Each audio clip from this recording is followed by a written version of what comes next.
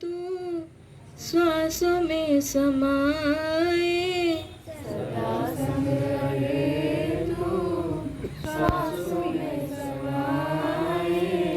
तेरी महिमा सद्गुरु वर्णी न जाए, तेरी महिमा सद्गुरु वर्णी न जाए। सदा संग रहे तू, सदा संग रहे तू। श्रोताओं के रूप में विद्यमान महान पुण्यात्माओं को मेरा प्रणाम।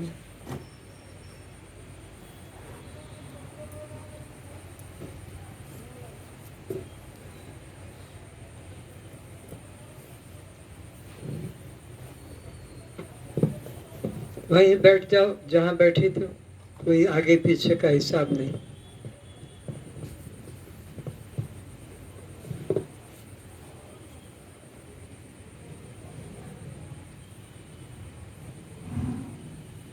दो ही प्रकार के जगत में मार्ग हैं, दो ही प्रकार के खोजी हैं और दो ही प्रकार के पदार्थ हैं।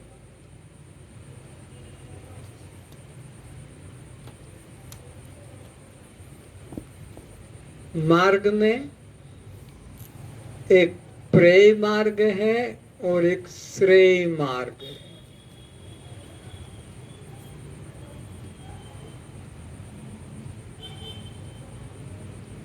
खोज में दो ही तरह के लोग हैं,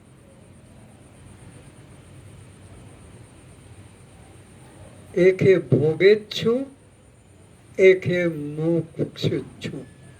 मुमुक्षु।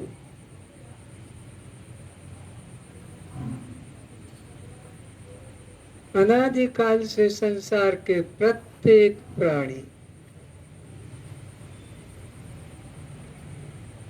इन दो मार्गों में ही गति कर रहे हैं।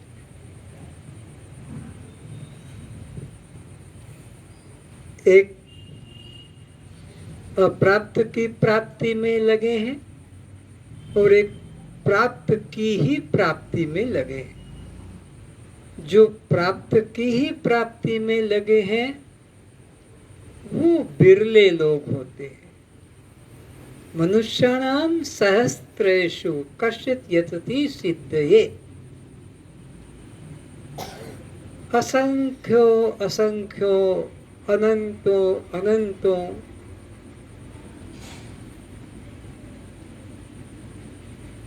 में कोई एक इस ओर लौटता है। अनात्मा से आत्मा की ओर लौटता है।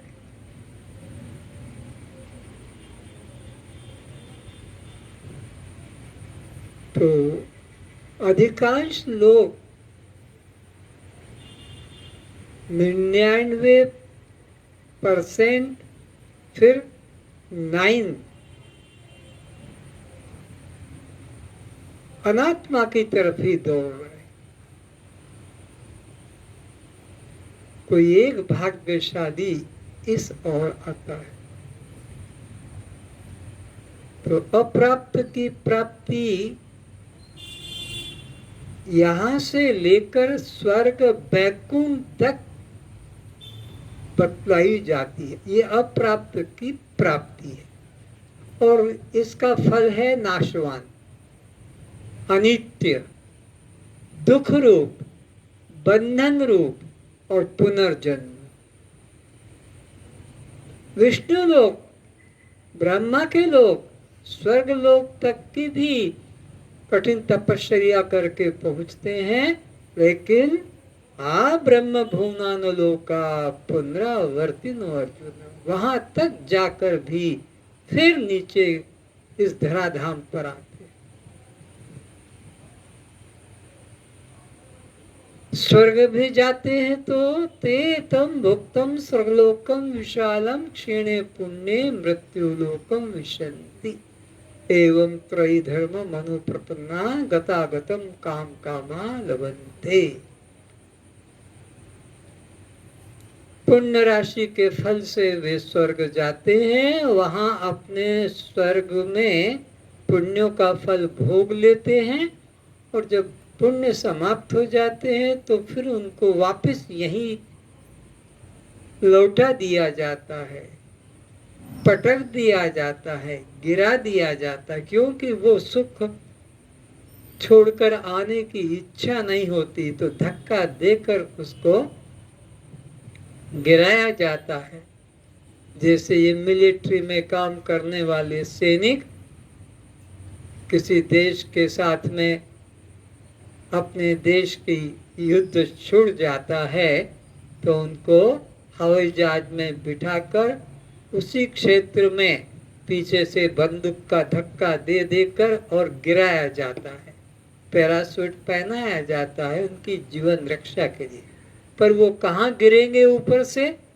शत्रु के मैदान में, कि वो कोई नदी में गिरेंगे कि कुएं में गिरेंगे, कोई भरोसा नहीं, ऊपर से आते हैं। ऐसे ही ऊपर से गिरते हैं तो कीड़े मकोड़े बन जाते हैं। पहले भी कहा, फिर दोहराता हूं, भगवान कृष्ण बैठे हैं रथ में और अर्जुन रथ चला रहा है। भगवान ने कहा, अरे अरे देख देख, थोड़ा मोड़ के, इधर मोड़ के चल। क्या हुआ प्रभु? अरे ये कीड़ों की लाइन जा रही है ना, ये मर जाती है अभी। अर्जुन ने सोचा, चुपचाप बैठो, हाथ पर में थिलाओ। हाँ, अर्जुन ने सोचा मेरे को तो वहां तो कहते मार मार इनको, ये काका दादा गुरु लोग पंडित सब मार इनको, और यहाँ कहते अरे अरे बचा बचा, ये मर जाते अभी। कहा कि भगवान इनमें बात क्या है? अरे ये मालूम नहीं तुझे, ये ब्रह्मा और विष्णु और शंकर है लाइन की लाइन। जो घमंड करते थे मैं सृष्टि को उत्पन्न करता हूँ, वो घमंड करता था मैं पालन करता हूँ, और वो घमंड करता था मैं संहार करता हूँ। ये तीनों लाइन में लगे हुए हैं। तो कर्म का फल भोग कर और फिर कीड़े मकोड़े तक बनना पड़ता है। इसलिए कर्म के द्वारा जो कुछ भी प्राप्त किया जाता है वो अनित्य होता है। बात ये पकड़ने की है, वो बचे कि ना बचे कि मरे क्या भी, लेकिन हमें क्या शिक्षा मिलती है कि कर्म का फल अनित्य है, चाहे जहां तक भी पहुंच जाओ। तो ये अप्राप्त की प्राप्ति का मार्ग है, ये अनित्य है, इसमें इशारे में जान लो। दूसरा मार्ग है प्राप्त से प्राप्ति का, यह है परमात्मा का मार्ग, यह है आत्मा का मार्ग, यह है मुक्ति का मार्ग, यह है अखंड आनंद का मार्ग। तो इसमें कोई भाग्यशाली लोग ही भाग लेते हैं और वे जीवन मुक्ति को प्राप्त करते। से बैठो, हाथ करके। तो अष्टावक्र जी राजा जनक को यही संदेश दे रहे कि देख जनक, ये संसार अनित्य है, तो कर्मों का फल भी अनित्य है। अब तू अपने को एकमात्र दृष्टा साक्षी आत्मा जान, ताकि तुझे फिर पुनर्जन्म नहीं मिलेगा और कर्म का फल भी भोगने को नहीं पड़ेगा। कैसा उनका उपदेश है, सुने। इस निजात्म स्वरूप परमात्मा का वर्णन करते हुए बता रहे हैं कि जिसका ज्ञान न तो बाहर की ओर विषय जगत की तरह होता है और न भीतर की तरफ प्राण स्पंदन, भूख प्यास, सुख दुख की तरह होता है, और न दोनों ओर ही होता है। कौन बता रहे हैं, किसके लिए बता रहे हैं? अष्टावक्र जी जनक को बता रहे हैं। क्या बता रहे हैं?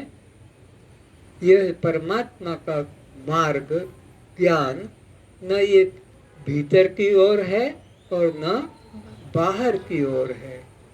भीतर की ओर क्या क्या है तुम देखते हो, प्राण चलते हैं, रक्त बनता है, भूख प्यास लगती है, सुख दुख मालूम पड़ता है। बाहर के अंदर यहाँ जो संसार के पदार्थ हैं, तो ये परमात्मा न भीतर में है न बाहर में है, न उभय, दोनों तरफ है। क्या है फिर? जो न ज्ञान स्वरूप है, न जानने वाला है, और नहीं जानने वाला ही है। न तो वो ज्ञान स्वरूप है, न वो अज्ञान रूप है, और न वो ज्ञान अज्ञान रूप है। यानी वो अनिर्वचनीय, उसको किसी भी तरह बांधा नहीं जा सकता कि वो ऐसा है, ये ऐसा है। वो सब कुछ है और कुछ भी नहीं है। जो न देखने में आता है, न व्यवहार में लाया जा सकता है, न ग्रहण करने में आ सकता है, न चिंतन करने में आ सकता है, न बताने में आ सकता है। अनिर्वचनीय, अकथनीय है, अप्रमेय है। उसको किसी भी तरह से हम किसी रूप में बांध नहीं सकते। तो जितनी तुम्हारी बुद्धि है तुम कह दो, तब भी वेद कहता नेति नेति नेति, नहीं थी नहीं थी, इतना भी नहीं और इतना भी नहीं, और तुम जितना भी बढ़ोगे वहां से भी वो और पीछे, इतना पीछे कि उसके और पीछे कोई नहीं है। जिसका न कोई लक्षण ही है, जिसमें समस्त प्रपंच का अभाव है, जहाँ एक परमात्मा सत्ता ही सार है।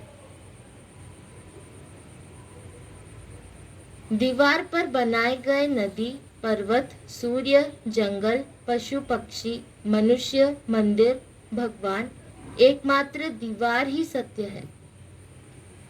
उसी प्रकार आकाश से पृथ्वी तक जो भी नाना उपकार वाली वस्तु दिखाई देती है, वहाँ एक ही संचित अर्थात ज्ञान उन पदार्थों के रूप में परमात्मा ही विद्यमान है। समझा रहे हैं कि दीवार के ऊपर जैसे ये बना हुआ है पीछे, उसमें मनुष्य है, कहीं गाय है, कहीं मंदिर मूर्ति है, कहीं पक्षी, नदी, सरोवर, लेकिन वो है केवल एक दीवार, उसमें सब आकार छपे हुए हैं।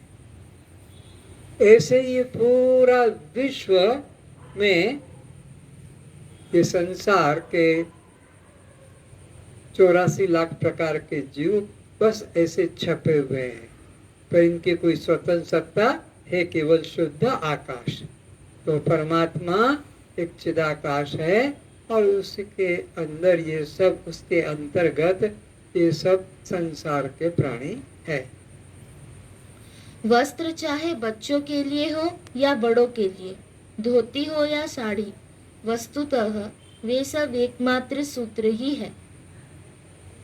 बच्चों के कपड़े छोटे से छोटे बना दिए जाएं या बड़े साड़ी, धोती, कुर्ता, पजामा, पैंट, शर्ट और लुंगी, गमछा, चादर, कफन, नाम अलग अलग दे दो, कफन भी वही है, चादर भी वही है, पगड़ी भी वही है, गमछा भी वही है, धोती भी वही है। सब में क्या सार है? सूत।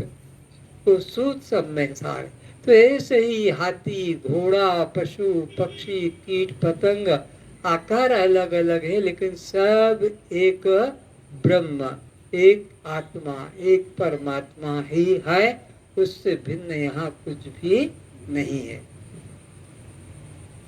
जैसे स्वर्ण से बने आभूषण मूलतः स्वर्ण ही है, उसी तरह यह दृश्य संसार केवल परमात्मा ही है। जैसे अलंकारों के नाम बता दिए, लेकिन उनमें सार वस्तु तो क्या है? एक स्वर्ण है। ये और जिनको तुम अलंकार कहते हो, वो अलंकार है ही नहीं। छूकर देखो तुम, अलंकार तुम्हारे पास है तो छूकर देखो, तुम अलंकार को छू ही नहीं सकते हो। तुम्हारे पास कपड़े हैं पहने हुए, तुम कपड़ों को कभी नहीं छू सकोगे। जब छूने जाओगे तो आधार उपादान कारण ही पकड़ में आएगा। तुम अलंकार को छुओगे तो कौन को छुओगे? स्वर्ण को छुओगे। कपड़ों को छू रहे हो तो सूत को ही छू रहे हो। तो यहाँ पर तुम जो भी चीज पकड़ रहे हो, ब्रह्म को ही छू रहे हो। कितनी सुंदर बात! ब्रह्म को ही तुम्हारे हाथ में, चाहे बिस्किट हो कि रोटी हो कि पानी का गिलास हो कि कपड़ा हो, जो भी तुम्हारे हाथ में, झाड़ू भी है तो तुम ब्रह्म को ही छू रहे हो। क्योंकि वेद ने घोषणा कर दी, नेह नानास्ति किंचन, थोड़ा भी, किंचित भी परमात्मा से भिन्न ही नहीं है। तो फिर तुम्हारा सब समय किससे संबंध हो रहा है? परमात्मा के साथ। परमात्मा को छोड़कर कहीं आप दूसरी चीज ढूंढ नहीं सकते। जगत में जो भी चराचर दिखाई पड़ता है, अनुभव में आता है, सबका सब परमेश्वर से व्याप्त है। यहाँ अन्य किंचित भी नहीं है। नेह नानास्ति किंचन।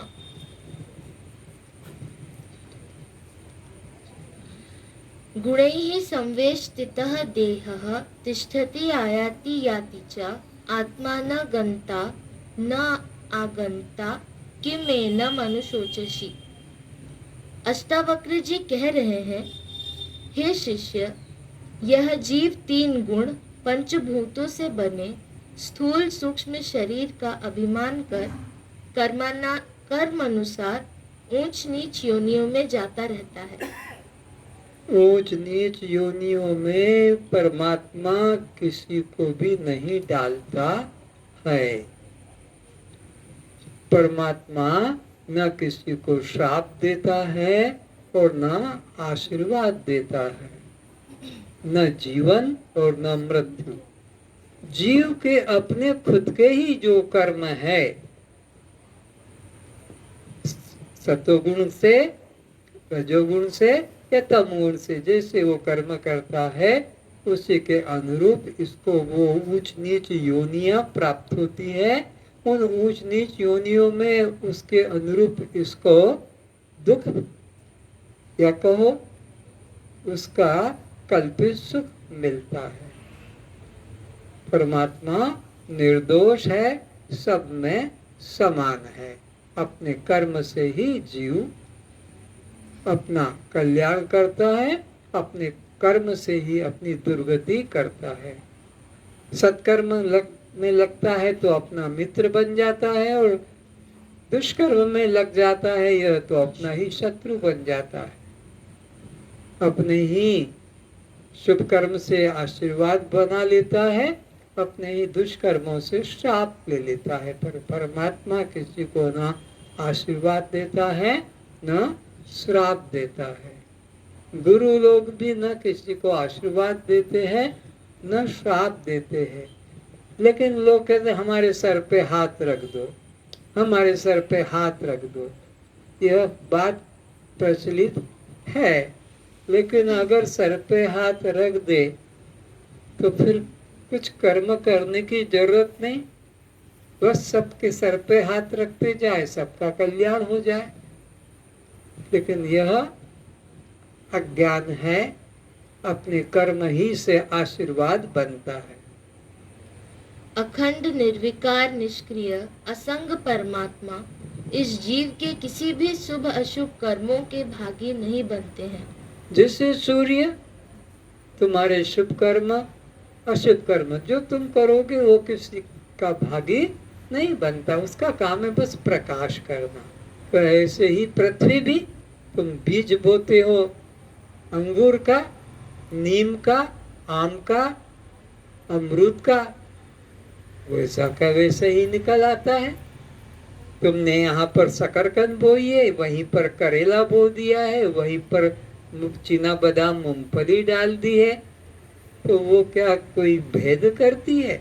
कहीं मूला भी डाल दिया है, कहीं गाजर डाल दी है, जैसा बीज है वैसा ही रंग स्वाद लेकर आता है। पृथ्वी अपनी तरफ से किसी में कोई रंग, कोई स्वाद या कोई गंध नहीं मिलाती। जी बीज का अपना अपना जैसा उसमें संस्कार है, उसी का ही वह विकास कर। वे न कहीं जाते हैं और न कहीं से आते हैं, क्योंकि वे अखंड होने से सब देश, काल, वस्तु, रूप स्वयं ही विद्यमान है। परमात्मा अखंड होने से वो देश से अपरिच्छिन्न है, काल से अपरिच्छिन्न है और वस्तु से अपरिच्छिन्न है। परमात्मा अखंड होने से देश से वो परिच्छिन्न नहीं हुआ, काल से वो परिच्छिन्न नहीं हुआ, वस्तु से परिच्छिन्न नहीं हुआ। तो जो ऐसा सर्वव्यापक होता है उसमें फिर आने जाने की गुंजाइश नहीं रहती है। परिच्छिन्न में, एक देशी में, सीमित में ही इधर से उधर, उधर से इधर होता है। आप अपने घरों में ही हर संडे को या हर महीने में बदलते रहते हैं। कभी फ्रिज इधर रख दिया तो फिर उधर, इधर टीवी है तो इधर टीवी रखो, इधर ये खाट नहीं, इधर घुमा लेते हो। पर मकान को तो घुमा नहीं सकते हो, वो तो अचल दृढ़ है। तो ऐसे ही परमात्मा में कहीं आना जाना नहीं है, ऊपर नीचे का भेद भी नहीं है, वो सर्वत्र समान विद्यमान है। यह पंच भौतिक स्थूल सूक्ष्म कारण शरीर सब मायाकृत होने से नष्ट होने वाले हैं। और यही शरीर 84 लाख योनियों में आपको मिलते हैं। जीवात्मा 84 लाख योनियों के अंदर यह भ्रमण करता है। परिच्छिन्न होने से, परमात्मा सर्वव्यापक होने से उसमें आना जाना नहीं, पर जीव परिच्छिन्न है, इसलिए आकर 4,84,000 जोनि भ्रमत भ्रमत यह जीव अविनाशी। पर परमात्मा भ्रमित नहीं होता है। सागर वही है, लहरें उसके ऊपर आगे पीछे होती रहती है। ऐसे उपनिषद में भी आया कि एक वृक्ष पर 2 पक्षी बैठे हुए हैं। वो पक्षी क्या करते हैं? ऊपर वाला पक्षी केवल देखता रहता है, उससे नीचे वाला पक्षी उसके खट्टे मीठे फलों को खाता रहता है। वो कौन सा वृक्ष है और वो कौन से 2 पक्षी है? ये देह रूपी वृक्ष है और इसी में 2 पक्षी हैं, एक परमात्मा और एक है जीवात्मा। तो वो परमात्मा जो ऊपर वाला पक्षी है वो बस केवल देखता रहता है, बस देखता रहता, कुछ भी अच्छे बुरे करने के लिए हाना भी नहीं बोलता कि ये बुरा कर मत कर। तो तुम्हारे को, जीवात्मा को शक्ति, सामर्थ्य, विवेक, बुद्धि दे दिया है, उसके अनुसार तो वो जीवात्मा अपने कर्म का फल भोगता है। परमात्मा अचल साक्षी और सदा साथ रहते, कभी अलग नहीं होते। परमात्मा जीवात्मा कभी अलग नहीं होते, सदा साथ रहते हैं। लेकिन एक घूमता है और एक घूमता नहीं है, एक अचल स्थित है। जैसे ट्रेन में पटरियां, लाइन वो अचल, और ट्रेन आती जाती है। तो ये ट्रेन जो आती जाती है ये जीवात्मा है। कभी बम्बई, कभी कलकत्ता, कभी दिल्ली, तो कभी हैदराबाद, तो कभी बेंगलोर, तो कभी पूना। लेकिन वो जो पटरियां है वो अपनी फिक्स है, उनमें आना जाना हिलना नहीं है। या जो ट्राम चलती है कलकत्ता में, तो ऊपर लाइन है, नीचे बस 2 मंजिल की बस होती है, वो उससे चलती रहती है, लाइन अचल है। तो परमात्मा अचल है और जीवात्मा अपने कर्मों से 84 लाख योनियों में भटकता है। किंतु जिस अधिष्ठान में यह 3 शरीर, 3 अवस्था, 5 कोश कल्पित है, वह अधिष्ठान आत्मा का भी नाश नहीं होता। क्या कहा? ये 3 शरीर जिसमें टिके हुए हैं, जिसके सहारे से, वो अधिष्ठान आत्मा का कभी नाश नहीं होता, पर इन शरीरों का नाश होता है। कब होता है? जब ये ब्रह्म ज्ञान, आत्म ज्ञान प्राप्त कर लेता है, तब इनका अपने अपने कारण में लय हो जाता है। पर परमात्मा का तो कोई कारण और परमात्मा कोई का कार्य नहीं, परमात्मा का कोई कारण नहीं और परमात्मा का कोई कार्य नहीं। इसलिए वो परमात्मा अपनी सत्ता में ज्यों का त्यों विद्यमान रहता है। दृश्य और दृष्टा, इन 2 बंधुओं से हम बिल्कुल अलग हैं। जीवात्मा और परमात्मा में क्या है कि जीवात्मा तो इन शरीरों के साथ जुड़ा हुआ है, स्थूल शरीर, सूक्ष्म शरीर, कारण शरीर। लेकिन आत्मा यानी परमात्मा वो इनसे बिल्कुल अलग है, इनसे उसका कोई संबंध नहीं।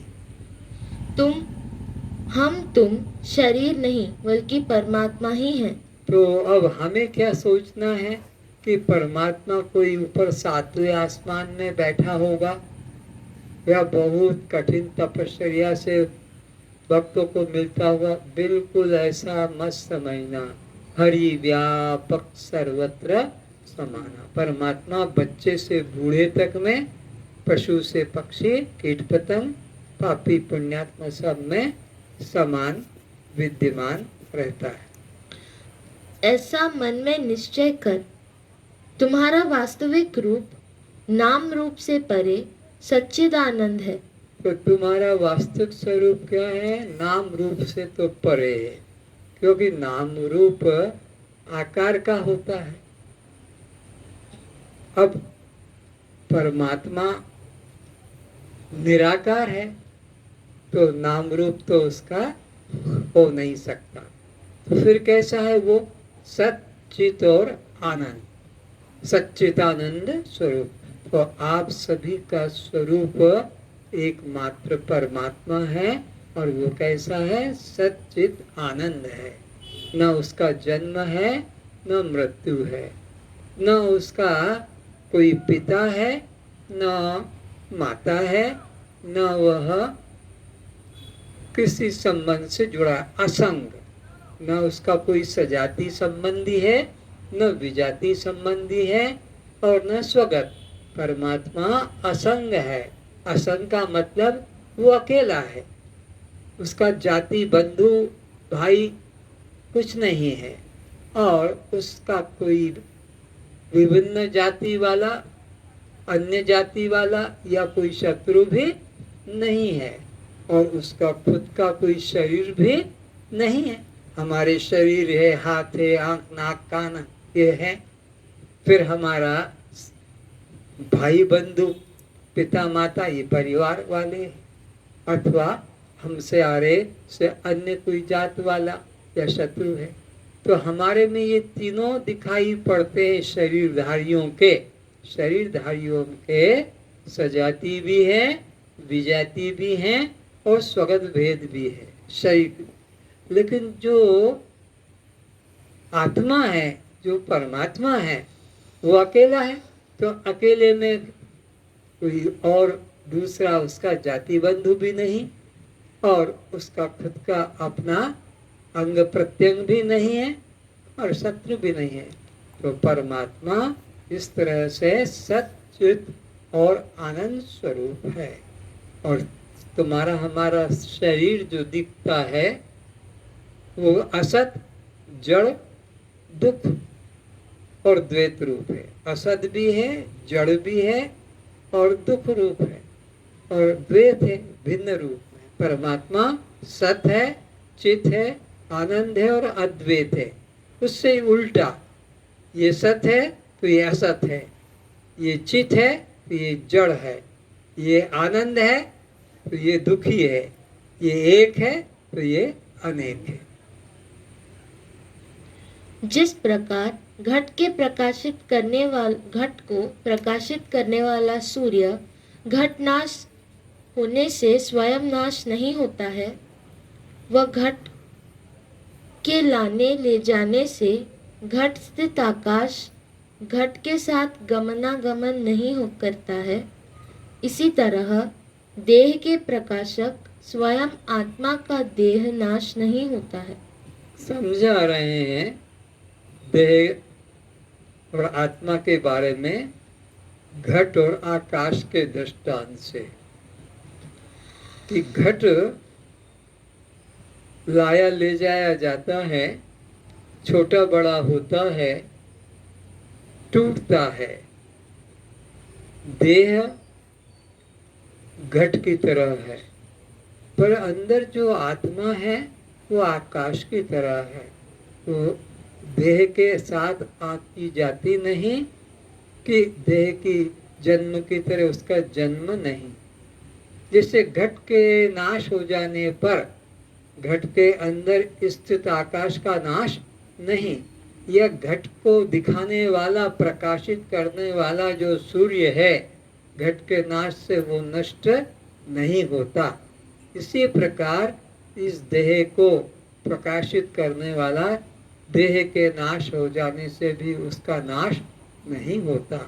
यह देह के अंदर स्थित जो चैतन्य चिदाकाश है, घट के नाश से जैसे सूर्य का नाश नहीं, आकाश का नाश नहीं, ऐसे इसमें स्थित चिदाकाश आत्मा का भी नाश नहीं।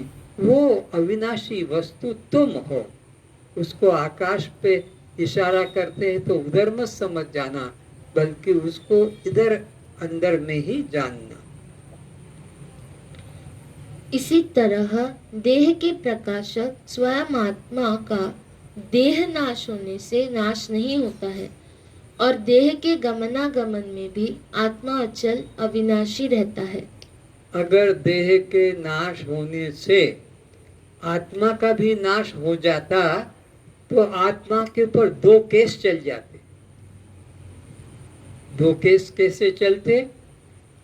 कि क्यों जी, अभी अभी तो हमने सत्कर्म किया है, उसका फल भोगा नहीं, और तुमने हमारे प्राण कैसे ले लिए? एक केस। दूसरा, बच्चा पैदा हुआ कोई, क्यों जी, अभी अभी हमको तुमने पैदा किया, कैसे पैदा कर दिया, किस लिए पैदा किया? बिना कारण से पैदा कर दिया और बिना भोगे हमारी मृत्यु कर दी। दो बातें हो जाती, बिना भोग के मृत्यु कर दी, क्योंकि अभी अभी तो हमने कर्म किए, और हमारी मौत तुमने कैसे कर दी? अभी हमको उसका फल भोगना था। और जीव जो पैदा हुआ है अभी, तो क्यों जी, हमारा तो कर्म नहीं था, तो तुमने हमको जन्म क्यों दे दिया? यह जन्मते ही किसी का ऑपरेशन हो रहा है, किसी के हाथ पैर विकलांग हो रहे हैं।